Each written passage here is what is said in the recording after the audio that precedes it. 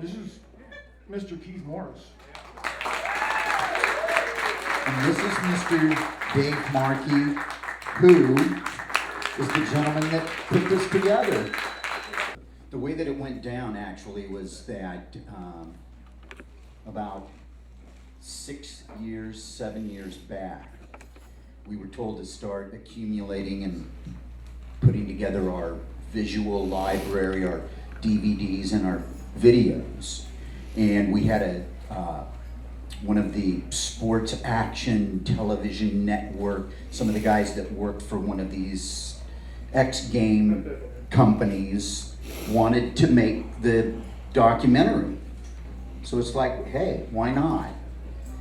So we loaded up our boxes with all of our footage, gave it to them, and like 3 years later, we were told that they were no longer working together. And where's my box of, where are my archives? Yeah, ouch. Yeah, it got kind of ugly. Serious. But then I approached Dave. You got the archive back. I did get my archives back, yes. Why? They were And motivated to give it to you. some of the stuff you will see in the film. In the beginning, for the first couple of years, and we were just playing to please ourselves anyway. I mean, I guess it was a good form of therapy.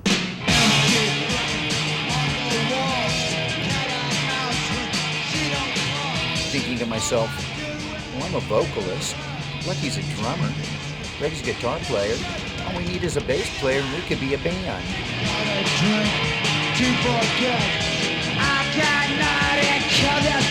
Around January 1980, we started practicing. Me, Lucky, Roger, and Keith. I was living in Inglewood, and I had a garage in Inglewood, and that's where we started playing. By that point, LA punk was sort of taking on its own identity, distinct from the way music that I was originally used to in Northern California.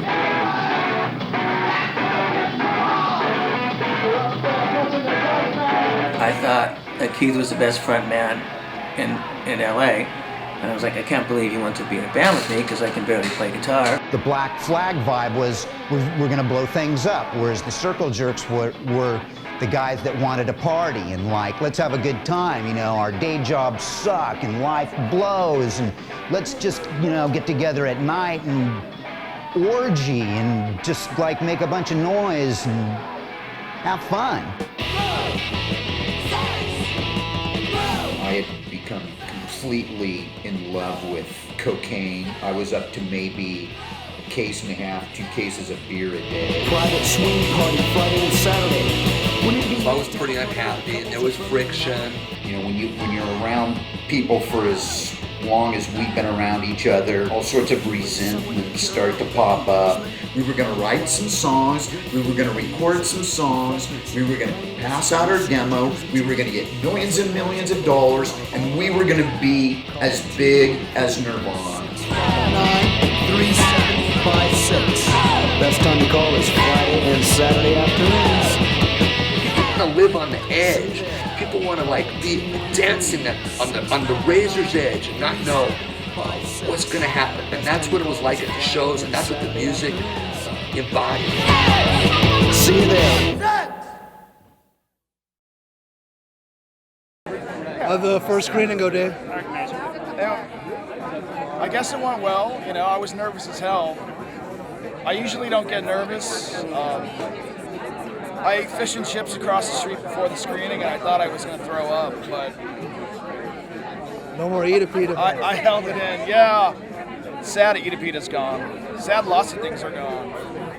But it was completely sold out and packed, and everyone had a great time.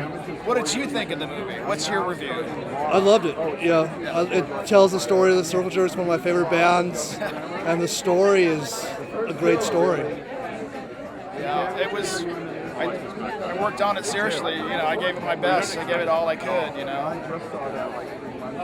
I tried to keep myself out of the film. I tried to like not have my voice in there. Wonderfully made film. It's an LA hometown band. full of enthusiasm, great story, great band, great movie, great closer for the festival. That's right. I thought it was really good, and I thought it was really well edited, and I thought it was sweet, as well as there was humility and a lot of humor. And I thought it was, and the pacing was really good. And I also appreciated that you showed a lot of entire songs, because I hate it in fucking documentaries when it's like there's 3 seconds of a song when it's about. So I thought that was rad that you showed like a lot of entire songs. Well, the sweet thing about that is Circle Jerk songs are really short, so you're right. So you can get away with it. But it's the traditional documentary, we're seeing 5-second clips of songs that come in and out. I always try to show. I think it's good. The song. And Dave Markey, I have to say, is kind of like a Don't Knock the Rock favorite filmmaker. Yes, absolutely. Absolutely. It's not, it doesn't feel right to have Don't Knock the Rock without Dave here. I didn't know that much about the Earl Liberty, Chuck Biscuits connection and how tight they were. I think I saw that incarnation once, and I always loved Earl's bass playing. The other thing I really appreciated about the movie was Dave Markey being a rhythm section player, being a drummer, and recognizing that the Circle Jerks had a sort of all-star lineup of rhythm section players. And so the fact that he gave them their due, I thought was really excellent, because most people focus on the guitar and the singer, but with the Circle Jerks, when you have guys like Earl Liberty, Chuck Biscuits, phenomenal players, Lucky Lehrer, who was like my drum hero when I was growing up. I don't play drums, I play bass, but I love that guys playing. These guys were really cool, so I'm glad that that got brought to the light.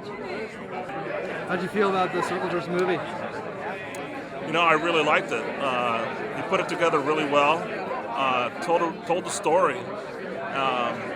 You know, there's a lot of things that I didn't realize, and after I left, kind of the disconnect between Keith and Greg. I hope they work it out, and hopefully one day they'll put it back together and do a reunion. Yeah, I was just saying how great it was that this was the closer, because it was just such an enthusiastic audience too. Such a die-hard audience.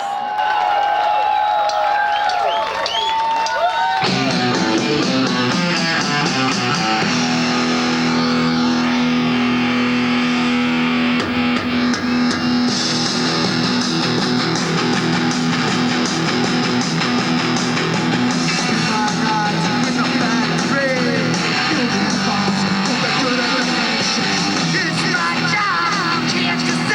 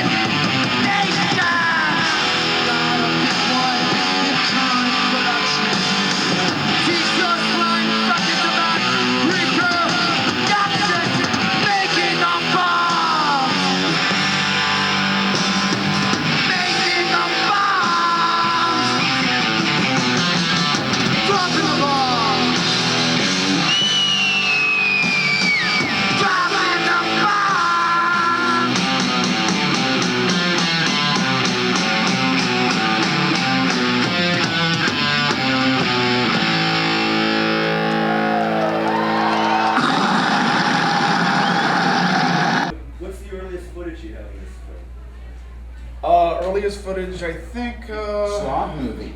No, there's stuff from the Starwood from '80. Oh yeah, right. There's stuff from the black and white footage. There's some stuff from the Cuckoo's Nest from 1980. I think it starts with pretty much the formation of the band. I mean, you guys formed late '79, but you weren't really active until '80. Well, there'll be some footage where people will look at it and go, but where's the color? You drive by the Starwood, and I think it's like a Russian restaurant now. Traktir. I'm constantly like, I get animated as soon as I drive by, and I go, you don't know. I happen to live right across the street from it, and I've lived there now for 20 years, so I see it all the time, and you can still smell the piss on my lawn. I mean, forget the fact that the Knack was playing there at the same time, and you could Van Halen. Van Halen was playing there exactly at the same time, and you could buy Quaaludes from the waitresses for $5. Rodney Binghamheimer was in the other room playing his music. That's right. Rodney had it. It was like a playground for us on like, and you could get in there if you didn't know anybody. If you were the first day you ever wanted to hear this music, you'd get handed a ticket, like a half off, and it would be something like Fear, Adolescence, Mad Society. With this ticket, $2. And so now you're in, and there's Rodney's, he's DJing in one room, the bands are playing in another. There was the parking lot where people could just get together. So it was, every time I drive by there, it's like, wow, that was the ultimate space to launch this whole deal. I just drove by there today and was with my daughters. And showed them that. I go, you have no idea what happened. Awesome, man. You just missed it. So I have a question. I used to do clearance. Like, how did you get to use Decline? Because the movie's out of print, so how on earth did you wind up with it? Well, I approached Penelope. Actually, I had Keith approach Penelope first. And we started the conversation back and forth. And, Penelope was, very kind. She said, can I see the film? And I'd like to see how you're using it. I think she was concerned about the footage being used disrespectfully, because I think that's happened to her before in the past. She's protective of her stuff, and I think we all are. Who isn't protective of what they do, But how could anybody say anything bad about the film and what she did with it anyway, Right. Well, because I was at that Fleetwood show. People will talk shit about whatever, but I mean, here's the deal about The Decline. I mean, for me, it was a life-changing film. It's what got me into LA punk rock. It's what pulled me and this guy. It pulled us right into it. We were like, we were just getting into music. We dropped the ska on the B-52s and went straight into hardcore.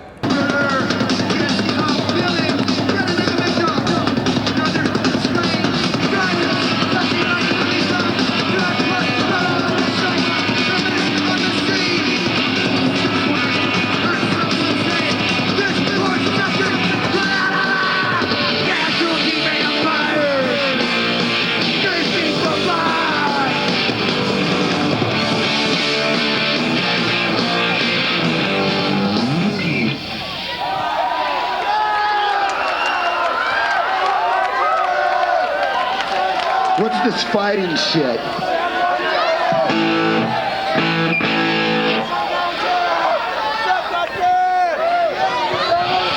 See now, we're not fucking up, but they keep shutting the power off on us because somebody out there is. And I don't think it's fair that everybody else should get fucked over just because of a few people. Funny enough, I've really been focused on this period a lot the last year. I've done this book with Jordan Schwartz, who's here. Jordan Schwartz, say hi. Jordan and I go way back 32 years. We have a book of photos coming out called We Got Power, and been working on that a lot. So that also has been, between working on the book and working on this film at the same time, it was really much like going back to that period. And of course, when you're in there, it's like, things you haven't thought about in so many years, all of a sudden are just woken up. It's like walking into a ghost ship, and it was quite an experience. When's the book coming out? Well, there's one here, and there's 99 at Track 16. They'll be available September 8th at track16.com, and the rest come out at the end of the month. 300 pages. of hardcore brilliance, Who's playing at including Hoffa Waffa. Who's playing at the book opening?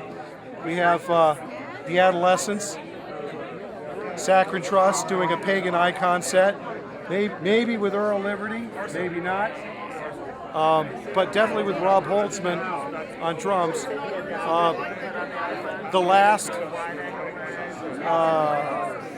White Flag, and Dead Issue from Palm Springs, Mario Lolly and Herb Linnell's band opening up.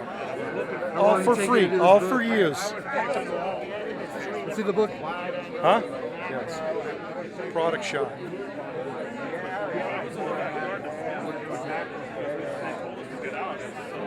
There it is. Yes. Business in the front, party in the back. Get close as you can and talk loud as you can. How'd you meet Jack Brewer? I met Jack Brewer through Rob Holtzman, who was the drummer for Saccharine Trust. He actually joined the band before I did, and I ended up going down there to just watch a practice one time, and met Jack, met Joe, and it wasn't long before their bassist at the time, I think his name was Lewis, decided he didn't want to play bass anymore, and so they asked me, "Hey, I hear you play bass. You want to give us a shot?" And I said, "Yeah, I'll go for it."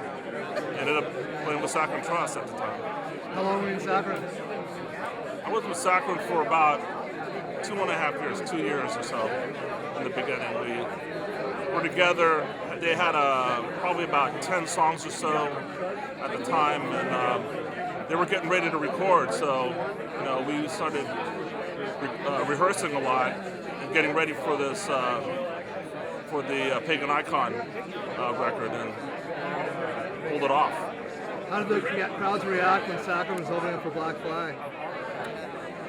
We were a little bit different. We were kind of more of a melodic kind of. We weren't that hard driving, hardcore kind of thing. But we were from LA, and so we were different and new, and especially when we were out on the road, people appreciated us. We really didn't get any bad reactions from people. I think because Jack was such a great front man, he just kind of kept the crowd stimulated in a way, and Joe and I did enough to keep them interested as well. Did you play music after leaving the Circle Jerks? No, after I left the Circle Jerks, I went to work like a regular person. I went into construction. Who's in charge? If you think it's gonna be any different when the Red Hot Chili Peppers get up here, you're fucking out of your head.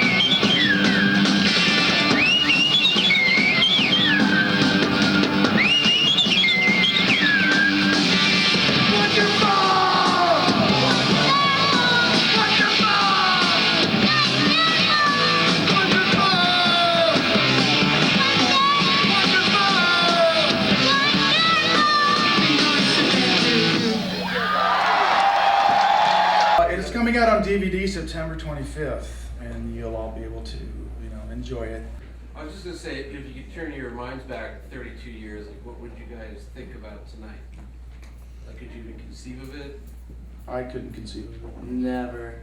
And I'm still blown away when I go travel anywhere in the world and I walk into any hipster bar and they're playing 80s LA punk music. I'm like, it would never happened in 32 years. If we walked anywhere near a bar like that, we would have been thrown out on our asses. Yes, we've got Cinefamily. We've got Allison Anders and Tiffany Anders. Take a bow. Thank you. How long have you been doing the Don't Knock the Rock?